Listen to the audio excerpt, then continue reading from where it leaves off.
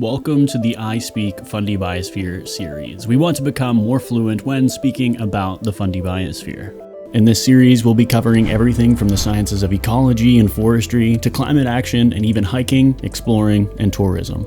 Join us as together we learn how truly special the Fundy Biosphere is. Welcome to the Fundy Biosphere I Speak series. I am Ben Cummings, your host and the PR guy for the Fundy Biosphere. And today I have Keith McCallum with me of Guardian Ecology. Keith, how are you doing? Good. Thanks for having me, Ben. All right. So tell me a little bit about Guardian Ecology, your background, before we get started on the Knotweed Eradication project. Sure thing. I started my education with an undergraduate degree in environmental science. I then did a graduate certificate in ecosystem restoration at Niagara College. I worked a year in invasive species management and restoration in New Zealand before going back and doing my master's in restoration at Simon Fraser University. And then at that point, I had met a number of colleagues, and all of us had just project ideas that we were really passionate about, but no real way to move forward with them. So we got together and formed this organization, Guardian Ecology. Mm-hmm. So we're essentially an ecological restoration consulting nonprofit organization. And so we built this organization as a way to kind of get started on some of these projects. One of them is the Knotweed Eradication project in Alma. Yeah, why don't you go, since you alluded to it, why don't you go right ahead? You're working with a few friends of ours, the Friends of Fundy and the Village of Alma. So tell us about that project. Yeah, it's been really, really great so far, the outpouring of support from the community. Guardian Ecology, we approached the Village of Alma after having recognized that there are a number of knotweed sites in the village, knotweed being an invasive species that does pose a risk to human infrastructure. Its root system can dig into foundations and under streets and things. Um, we saw this problem in Alma, approached the village council, and they were very supportive of it. So we've partnered with them, and then we approached the Friends of Fundy, who are obviously a very established and well-respected organization in the region. And again, Micah Fardy, the executive director, was hugely supportive. So we have a partnership with those two organizations, and our plan is to start cutting the knotweed repeatedly over the course of the summer. We're being very careful in our bagging and I guess removal of the knotweed stems on the sites, because the knotweed can reroot. The stems and roots like to dig into new sites and establish new patches very easily. So we're hoping to weaken the knotweed over the summer through these repeated cuttings. And then in the fall, as the season progresses and the knotweed stops growing so vigorously, we're going to be replanting and reseeding the sites with native vegetation. So hopefully we'll be able to um, help hold the banks along Cleveland Brook, which is one of the sites, together a bit better with some native vegetation.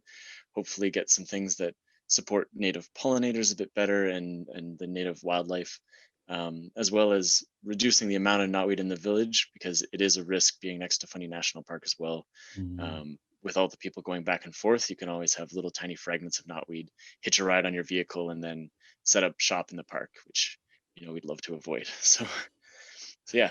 Now, is knotweed something that is exclusive to like the Fundy region, or is that province wide, or even nationally? Is that something that you'd see across Canada? It is a problem nationally. Um, it's it's becoming more and more established in New Brunswick. Mhm. Um, it spreads very easily anytime we move soil. So as things develop and as we build new houses and stuff, there is always a risk of spreading knotweed along with that. It is a particularly huge problem in the Lower Mainland in BC right now.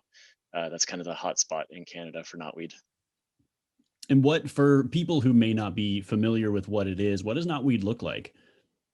It looks a lot like bamboo. If you see something that looks like bamboo but has great big kind of heart-shaped leaves Mm-hmm.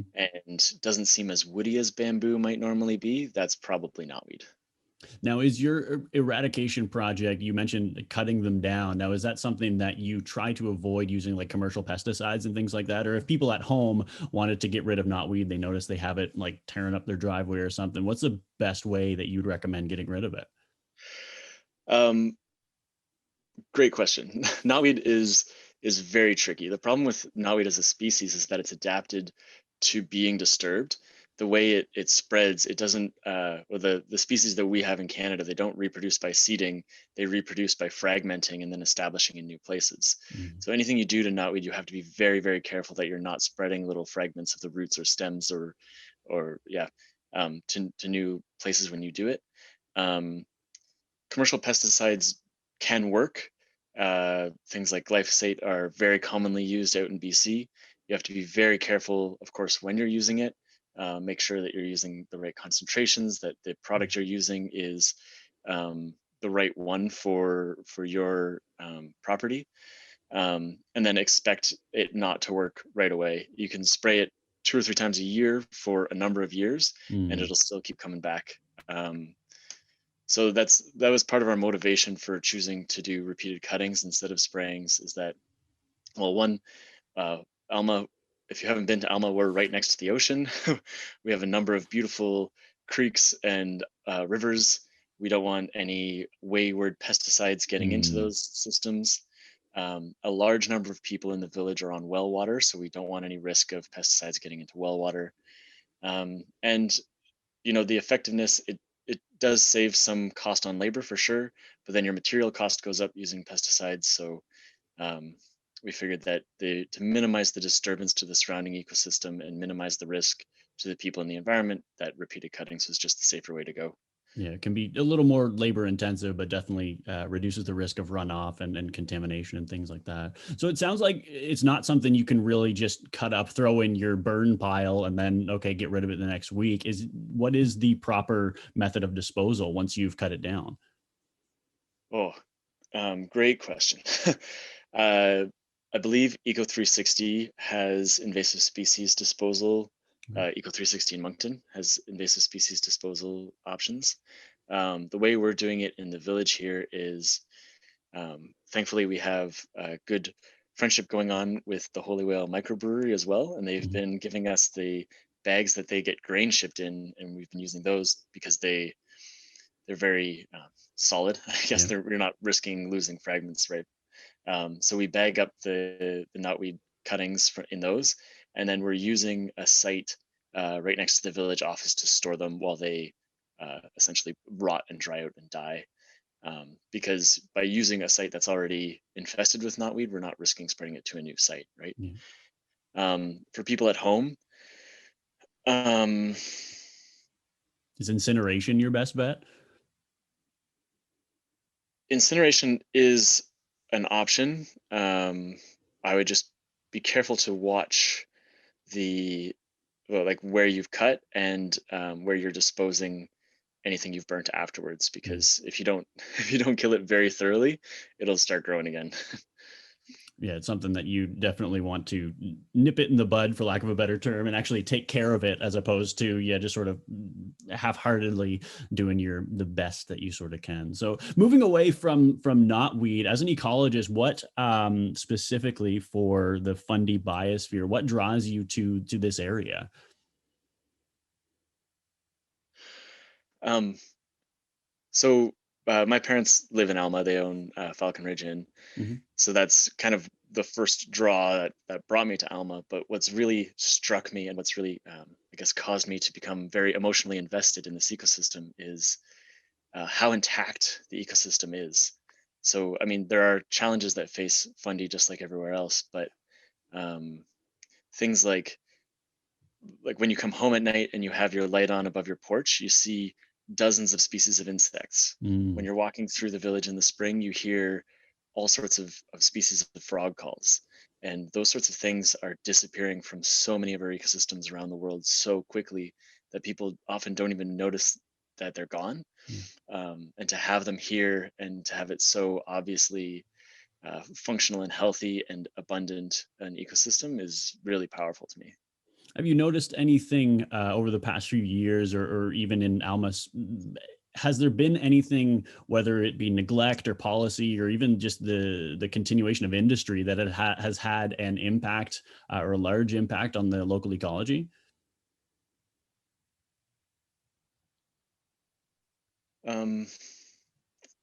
Good question.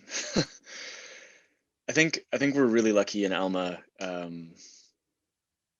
mean, even with the development, even with building new places for people to stay and new businesses in the village, we're still very much surrounded by very healthy forest. Mm, Um, so I would say that continued continued development and continued use of the natural resources in an unsustainable way could lead to the degradation of the ecosystem. mm. Um, but I think Alma's really lucky right now in where it is in terms of like the damage that's currently being done is not unreasonable. I don't think. Yeah.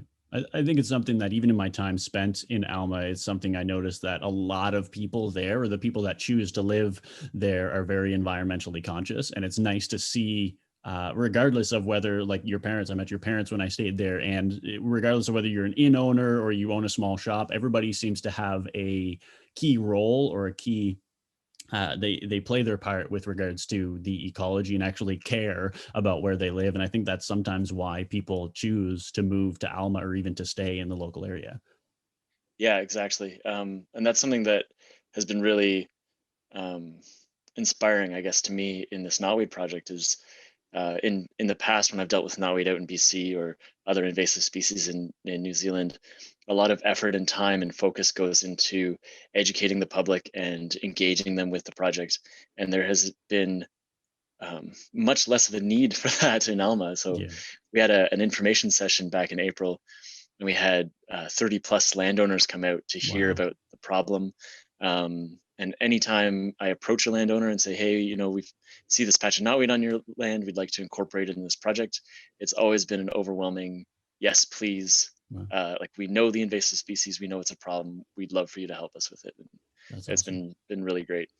That's super encouraging to see that from the local community is actually involved in the ecology. Listen, Keith, that is amazing. That's something I didn't know, and I'm excited to see the progression of the project. If you can, feel free to send me some pictures. I'd love to send them on the FBR site to keep people involved. But I have a feeling that this probably won't be the last time we have you on the cast. We'll talk about the wrap up of the project perhaps in the fall once you've had a chance to see the effects. Thank you. Yep, I definitely will send you those photos. Awesome. Thank you for joining us. This has been Keith McCallum from Guardian Ecology. Where can people learn more about you and about the work you're doing? On our website, we have guardianecology.weebly.com. We'll keep that updated. Perfect. Thanks so much, Keith. All right. Thanks for having me, Ben. For more information about the Fundy Biosphere or to contact us, you can find us on social media or visit us at fundy-biosphere.ca.